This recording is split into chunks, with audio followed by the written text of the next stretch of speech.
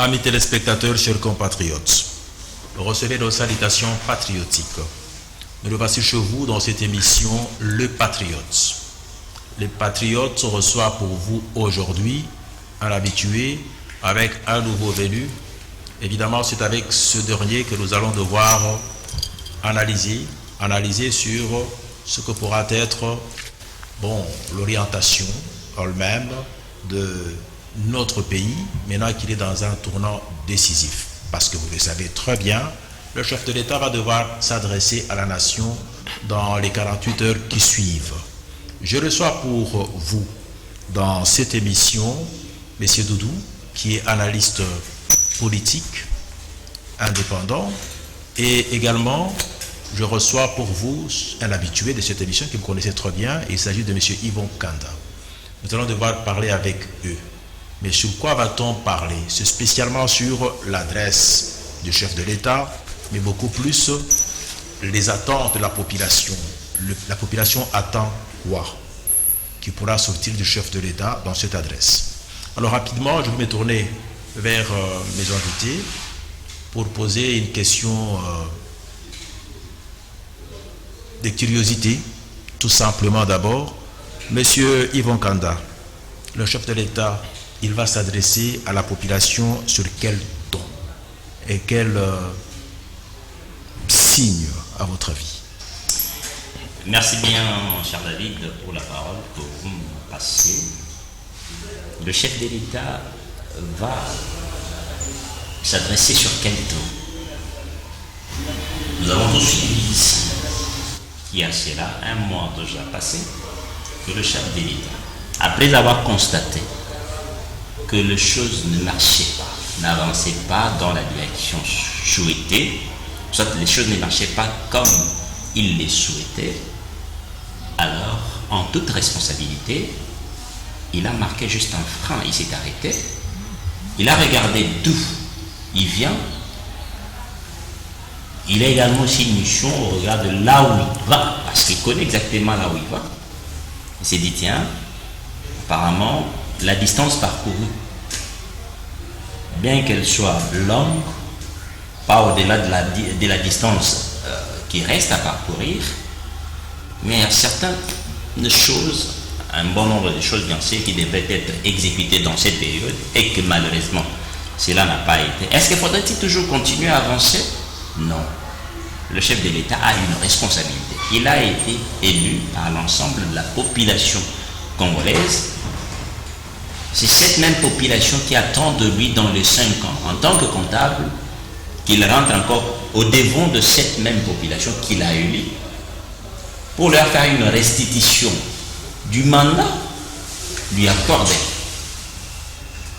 Quand lui-même a constaté que les choses ne sont pas en train d'avancer, si vous voulez, on peut rappeler ici, le chef de l'État est élu, mais il n'avait pas, soit il n'a pas de bras séculier. Quand je parle de bras séculier ici, je me réfère à cette responsabilité qu'a nos institutions. Ici, on dit le chef de l'État ne peut nommer le Premier ministre qui doit être l'émanation des institutions parlementaires majoritaires. Or, Félix n'a pas la majorité au niveau du Parlement. Nous connaissons tous la majorité et dans l'autre camp.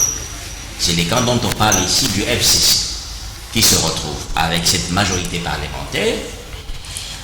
Et on regarde la Constitution qui nous dit qu'il y a 2 possibilités. Quand le chef de l'État n'a pas une majorité, celle de faire la coalition pour aller trouver cet oiseau rare qui peut bien conduire, matérialiser justement son programme, ou carrément se prononcer sur la cohabitation.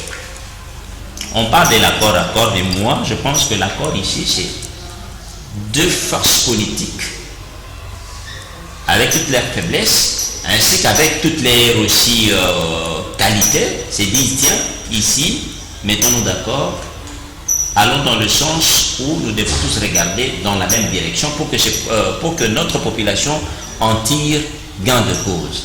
Mais c'est sur quel ton, à votre avis? Laissez-moi poursuivre, je veux citer à votre question. Vous avez le Premier ministre qui vient de l'autre camp, qui malheureusement, avec la vision du chef de l'État, les choses n'ont pas bien marché. Il s'est dit, est-ce que devons-nous toujours continuer à marcher? Ou carrément, même nous tous nous sommes passés par l'école primaire. Vous devez vous rappeler de comment cette récitation, le deux chemins. Oui. Mais ici, nous ne sommes pas dans la logique du deux chemins. Ici, nous sommes dans la logique où nous connaissons exactement où il faut aller. Et pour en arriver là, il y a beaucoup de choses auxquelles la population attend. Dans cette compétition de l'élite présidentielle, Félix n'était pas seul. Il y a eu Martin Fayoulou, il y a eu Chadari, il y a eu Maï Foko, pas mal, beaucoup de personnes, beaucoup de candidats. Mais on a jeté les dévolus sur Félix Tshisekedi avec une mission, celle de donner le meilleur de lui-même au profit de cette population qui n'attend que son social soit à la hauteur. Vous le savez qu'au jour d'aujourd'hui, ici à Kinshasa, dans un espace de moins de 400 000 km², les gens vous font du jour au lendemain le pied. Vous trouvez ça normal? C'est déjà ça un problème. Pas plus tard qu'avant hier, vous imaginez, j'étais dans un reportage du côté d'Endjili. Mais d'Endjili, pour arriver vers centre-ville, j'ai mis environ 3 heures de temps.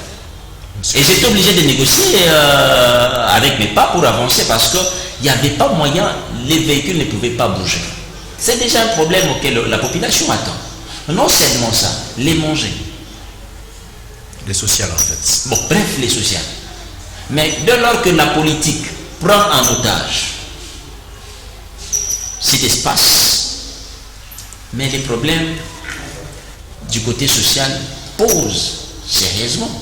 A toujours posé problème. Voilà pourquoi le chef de l'État, quand il s'est adressé l'autre fois, nous avons tous suivi, il dit il faut faire de consultations. Il a eu à consulter tout le monde. Et maintenant, nous sommes dans cette fièvre d'attente. Parce que pas plus tard qu'hier, on nous disait que le chef de l'État devrait revenir vers la population et leur faire la restitution de ces consultations, qui malheureusement, cela n'a pas été le cas. Nous sommes restés nous sommes restés là sans pour autant savoir exactement quand est-ce que le chef de l'État va se prononcer. Mais entre-temps, il a une obligation constitutionnelle qui dit, une année après, au plus tard le 6, le chef de l'État est obligé de revenir devant cette même population et leur faire la lecture de l'état de la nation. Maintenant, on ne sait pas si le chef de l'État fera d'une pierre deux coups, ou on ne sait même pas si ça va se passer comment, ou on peut nous surprendre aujourd'hui, il parle pour la restitution et les dimanches, il revient à la charge au regard de cette obligation constitutionnelle. C'est sur quel temps? C'est là où on s'est dit, on ne sait pas trop exactement sur quel temps le chef de l'État va se prononcer parce qu'il est seul. Dans cette logique, il est seul avec Dieu. Il n'y a que Dieu qui connaît et lui qui connaît exactement sur quel temps il va se prononcer. Même ses conseillers, je ne suis même pas ceux qui sont au courant de ce qu'il va nous annoncer. De toute façon, on peut avoir des conseillers autour de lui, mais l'homme reste toujours égal à lui-même. Il pourra toujours nous surprendre. Doudou, sur quel temps et si le chef de l'État va en tout cas s'adresser à la nation? Parce que quelque part, même si effectivement on ne sait pas trop de quoi il va parler, mais il y a un ton qui est celui que la population attend, d'autant plus que l'heure est grave pour nous. Merci d'abord pour l'invitation. Je salue les téléspectateurs de cette émission. C'est pour ma première fois d'assister dans ces débats.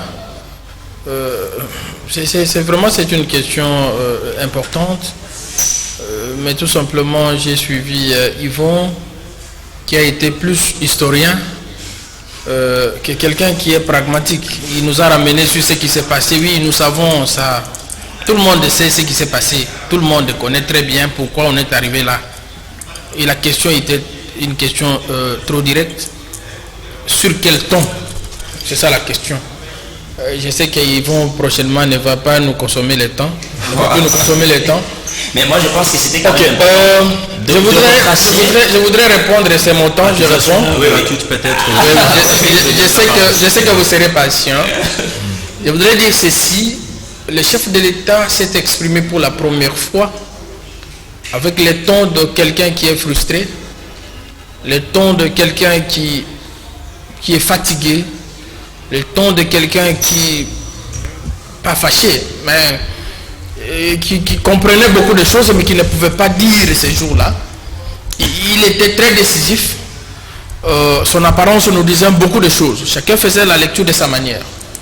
Oui. Et cette fois-ci, avec quel ton? Je pense qu'il va se présenter avec un ton des responsables qui a déjà trouvé des solutions sur ce qu'il avait besoin. Le ton des pères de famille, le ton d'une autorité, le ton d'un chef. C'est-à-dire que quand on est père de famille, comprenez, on ne peut pas laisser l'un ou l'autre côté. On essaie un peu d'équilibrer la situation. Mais quand on s'impose comme une autorité, là c'est le pouvoir qui agit. Je vois dans le chef de l'État tout ça, lorsqu'il va s'exprimer. Je pense que cette fois-ci il va nous présenter maintenant sa vraie position sur cette question. Ne va-t-il pas tomber dans le travers de combat des partis politiques ou bien il va monter au créneau? Non, je vous ai toujours dit, et je l'ai toujours dit partout là où je passe, qu'il faut prendre Félix Tshisekedi au-delà des partis politiques. Il n'est même pas conforme à son IDPS. Okay. Il n'est pas conforme à ce que dit Kabouya et Kabunti. Rien à voir. Lui, il est au-delà de tout et c'est lui maintenant qui nous donne l'impulsion. Donc, si pour le moment, nous pouvons attendre ce discours, c'est avec un ton de papa, un ton de chef qui va s'imposer. Mais seulement, là où nous pouvons peut-être faire des observations. Ne va-t-il pas mettre l'accent sur la cohésion nationale et puis quelque part venir avec un ton martial parce que sur l'union sacrée. Se déverse un tout petit peu. L'union sacrée, je ne sais pas très bien, mais les camps de la patrie. Non, mais ce que je dis, c'est cette conception-là que nos amis pensent comme si parler de cette union sacrée, c'est sortir du contexte FCC cash ou sortir de je ne sais pas quoi et créer autre chose que ce que nous vivons aujourd'hui. Et je vous dis, je les rappelle sur ce plateau. Vous n'êtes pas d'accord avec ça? Non, non. Le chef de l'État n'a pas dit ça. Et je sais que Félix Tshisekedi ne le dira jamais. Ne nous amène pas-t-il, est-ce qu'il ne nous amène pas vers quelque chose de pareil? C'est-à-dire qu'à un moment donné, c'est comme si tout le clivage que nous avions connu, bon, c'est dépassé, mais il faut tout fondre. Je sais que j'ai encore le temps. Ouais. J'ai dit que le président de la République ne le dira jamais. Et dans sa tête, il n'a pas pensé comme les hommes de la rue. Comme les gens qui pensent ce que nous attendons dans les officines de partis politiques. Le chef de l'État, quand tu parles même de cette union sacrée, c'est sur le plan spirituel. Cette union sacrée, c'est la prise de conscience de tout et chacun. La renaissance de l'État. Ça n'a rien à voir avec recréer un groupe de gens qui se rendent. Non, non. C'est pourquoi vous voyez même des aventuriers aussi qui se précipitent pour aller accueillir la main du chef de l'État pour dire non, nous sommes prêts à vous aider. Ils étaient là. Autant d'années, ils étaient incapables de faire quelque chose pour ce pays. Donc, le chef ne va pas se laisser faire en face de ces aventuriers. Je pense qu'il fera un effort de comprendre que ce qu'il a besoin, cette union sacrée, c'est purement la prise de conscience de tout et chacun. Je vous donne l'exemple. Cette année, j'ai suivi le IGF qui nous a donné un résultat, qui nous a présenté un résultat pour le mois de novembre. C'est vraiment c'est le mois où il faut apprécier. Et l'IGF a apprécié. C'est pour autant vous dire, voici les résultats. C'est cette prise de conscience même par les collecteurs des impôts. Cette prise de conscience par tout le monde, qu'on soit de la majorité ou de l'opposition, travaillons pour la patrie. C'est ce que le chef a besoin. Mais ce n'est pas ramasser un groupe ou prendre un groupe de gens, vous quittez aujourd'hui l'FCC, vous traversez vite pour vous retrouver et c'est ça l'union sacrée. Non, il n'a pas besoin de ça. Bon voilà, Sylvain Kanda, j'ai l'impression que on ne partage pas totalement votre point de vue. Vous faites un peu sur la rhétorique, semble-t-il. Oui. Non, non, c'est une réplique de sa part, mais j'aimerais bien mettre encore de l'eau dans le vin, comme ça vous allez vraiment répondre avec beaucoup plus de précision.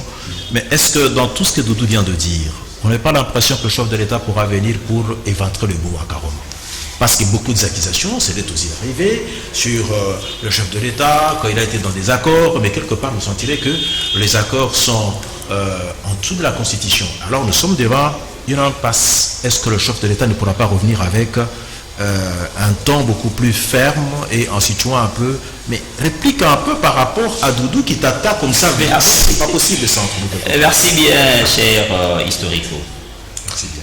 Je reviens un peu sur ce que mon ami a dit. Je voudrais d'abord partir sur cet élément biblique. La Bible dit ceci: un bon père qui aime son enfant il doit toujours se munir d'un fouet. Les fouets là, c'est pas pour tuer son propre enfant, mais c'est juste ramener l'enfant sur la voie, au cas où l'enfant essaie un peu d'aller des côtés. Mon ami m'a traité de quelqu'un un peu trop historique par rapport à la question que vous avez posée. Mais oui, j'accepte, c'est tout à fait normal. Pourquoi? Parce que le chef a eu à parler. Et le chef a eu à parler pourquoi? Pourquoi cette adresse? Parce qu'il fallait d'abord rappeler ça. Et qu'au jour d'aujourd'hui, tout le monde est en attente. On ne sait même pas exactement ce que le chef viendra nous dire dès qu'il a eu à consulter. Vous nous avez d'ailleurs posé une belle question. C'est sur quel ton dont le chef de l'État va se prononcer, après avoir écouté tout le monde, au niveau social, tout comme au niveau politique, il a écouté tout le monde. Ce sont des avis dont il avait besoin. Maintenant, ici, il est seul dans le secret avec Dieu. Même tous ses conseillers qui l'entourent, ils ne savent pas exactement de quoi le chef va nous dire. Quand bien même on peut suggérer, chef, voilà ça et autres. C'est bien. Mais comme mon ami parle ici, du que le chef, l'autre fois, quand il s'est adressé, c'était avec un ton de quelqu'un un tout petit peu frustré. Non, c'est pas qu'il était frustré. Il avait confiance totale à cette équipe gouvernementale auprès de laquelle il attendait quand même des résultats escomptés. Mais ça n'est rendu compte que 2 ans après, on a fait du surplace. Est-ce que vous savez que celui qui fait du surplace, en principe, ne le fait pas, il recule davantage? C'est-à-dire le pays a reculé. Aujourd'hui, les dollars, c'est à combien? C'est bien que mon ami parle ici. Là, si je comprends très bien, c'est que tu te poses au mot frustré. C'est qu'apparemment... Donc il était fâché pour vous?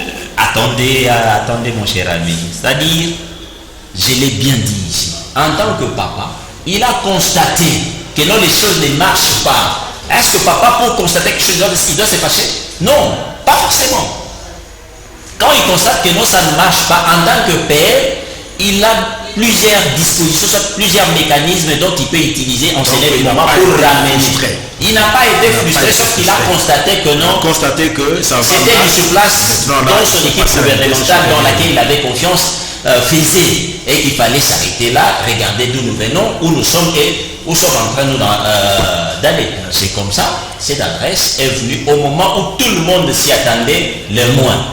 C'est pareil aussi par rapport à cette adresse dont tout le monde attendait peut-être que demain le chef allait lâcher, mais malheureusement je ne sais pas malheureusement ou heureusement, il n'a pas lâché, mais de toute façon, il finira toujours par venir nous dire ce qu'il a arrêté, soit les différentes grandes décisions qui seront prises pour faire avancer la République. Quand bien même, c'est vrai, les uns des autres, il y a de ceux qui pensent que le chef de l'État doit mettre fin à la coalition.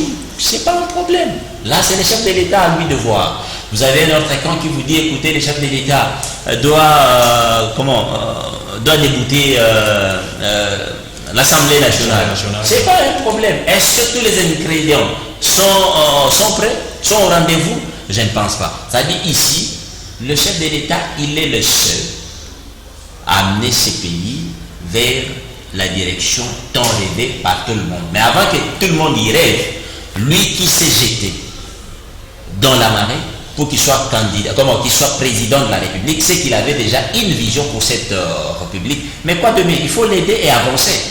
Donc voilà, c'est peut-être ça. Mais pour le temps, je pense que le chef de l'État, sûrement, il va nous surprendre. Doudou, merci. Là, je vais y aller avec une question beaucoup plus qui en appelle à ta formation.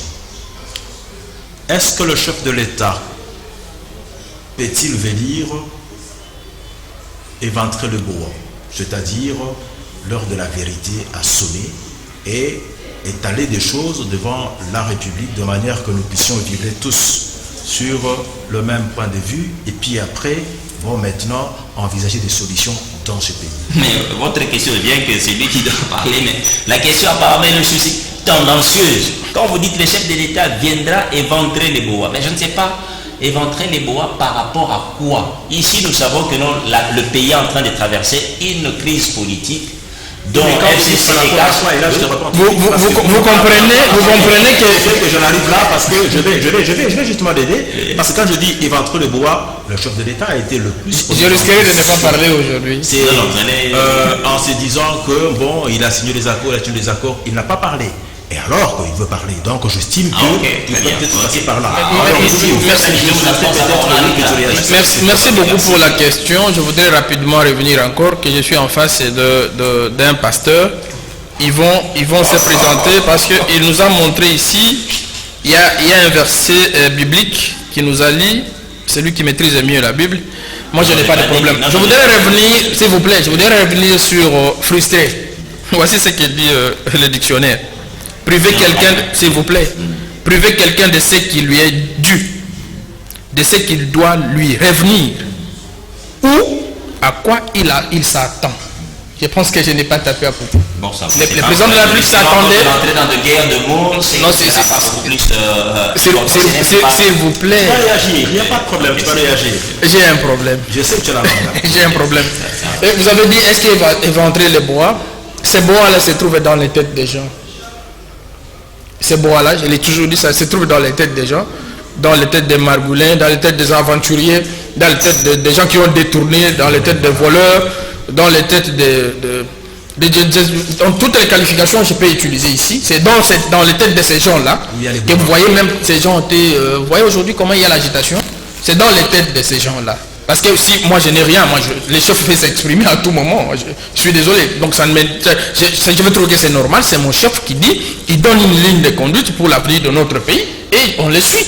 Mais si vous avez des problèmes, si vous savez que vous allez tomber dans je ne sais pas quoi, c'est à ce moment-là que vous serez frustré. Comme je continue à le dire. Mais il y a ceci.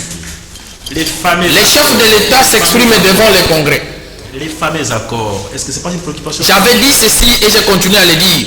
Les accords signés par le président de l'FCC, le CACH, c'est pour la gestion de la République. C'est l'accord de gouvernance. S'il y a autre chose en dehors de ce que nous savons, de ce que nous voyons, c'est que ça ne concerne pas la République. Comment vous voulez que nous commentons sur quelque chose qui n'existe pas?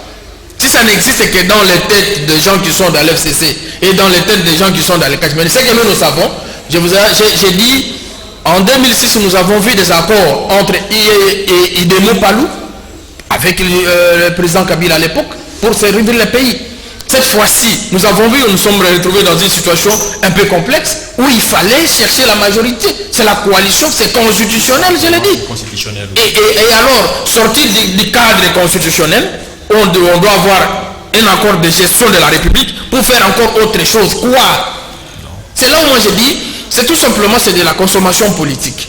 On fait des bruits pour nous faire peur, non, il y a quelque chose derrière ça. Il n'y a rien, moi je dis il n'y a rien, mais si c'est un accord de partage de responsabilités, là je suis d'accord. Mais si il y a eu un accord de partage de pouvoir, c'est là où je dis que je sais très bien que le Félix Tshisekedi n'accepterait jamais d'accepter, permettez la tautologie, d'accepter de partager les pouvoirs avec d'autres. Non.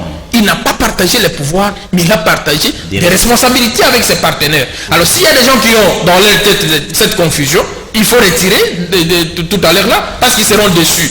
Aussi dans son cas, je dis, vous voyez cette histoire, ces conflits ou cette crise, c'est créé entre individus. Et ce n'est pas dans la gestion de la chose publique. Les institutions sont là. Mais je vous dis qu'entre les individus, c'est dans les têtes de Kabouya, dans les têtes de Néhémie, dans les têtes de Kabound, dans les têtes de Chadari et des autres. Ce sont ces gens-là qui créent les conflits dans leurs têtes. Mais en vrai dire, si vous observez comme ça, il n'y a rien. Si on était sérieux, si nous étions des responsables, si nous étions des patriotes comme l'émission l'indique, mais on ne pouvait pas arriver jusqu'à ce niveau. Si nous tous nous battons pour l'intérêt de la nation, on ne pouvait pas arriver jusqu'à ce niveau. Tout simplement, les gens qui veulent se positionner, les gens qui sont dans l'opposition, qui étaient dans l'opposition hier, qui ne savent même pas, qui ne comprennent pas qu'ils sont déjà au pouvoir. Et ceux qui étaient au pouvoir hier, qui ne comprennent pas que, monsieur, vous n'avez plus la totalité des pouvoirs comme hier, vous avez partagé vos responsabilités avec les gens, il y a quelqu'un qui détient le pouvoir et l'impérium. Ils ne veulent pas obtempérer à cela. C'est ce qui est malheureux. C'est pourquoi vous voyez tout ce qui se passe là, non, il y a conflit, il y a ceci. Ce sont des individus qui créent ça. Il n'y a rien, je vous dis, il n'y a rien sur la gestion de la chose publique. C'est maintenant au chef de l'État de prendre ses responsabilités et de nous montrer la direction. Et quiconque, je sais que tous nous allons nous plier, même nos amis qui sont en face. Mais Yvon Kanda, si avec toi peut-être je vais terminer. D'abord, la réplique. Et de deux, qu'adviendra-t-il si jamais le chef de l'État ne rencontre pas la volonté populaire? Parce qu'aujourd'hui, il faut reconnaître qu'on a déjà vraiment navigué 2 ans durant. Il y avait des promesses et il est certain que le peuple ne se pas retrouvé. Et si le chef de l'État s'adresse à la population mais ne rencontre pas la préoccupation de la population, parce que la population attend beaucoup de lui. D'une part, cette confiance-là, il ne faut plus que le chef de l'État rate. De l'autre, est-ce que seulement ce qu'il va dire pourra vraiment aider la nation à pouvoir se relever? Merci bien. Mais d'abord, lui, t'attaqué. Hein? Oui, bon, en tout cas, cette fois-ci, je suis quand même un tout petit peu d'accord avec lui, parce qu'il a dit un peu certaines choses qui cadrent avec la volonté même de quoi nous sommes là, ici, autour de cette table. Vous avez parlé de l'accord. Ça fait couler beaucoup d'encre et salive autour de cet accord. Vous avez même suivi dans les camps du FCC où ils disent le chef de l'État doit revenir à l'accord tout en respectant la Constitution. Moi, franchement, je suis perdu. Et quand on dit on doit respecter la Constitution, tout en revenant à l'accord, mais je ne sais pas, l'accord c'est autre chose.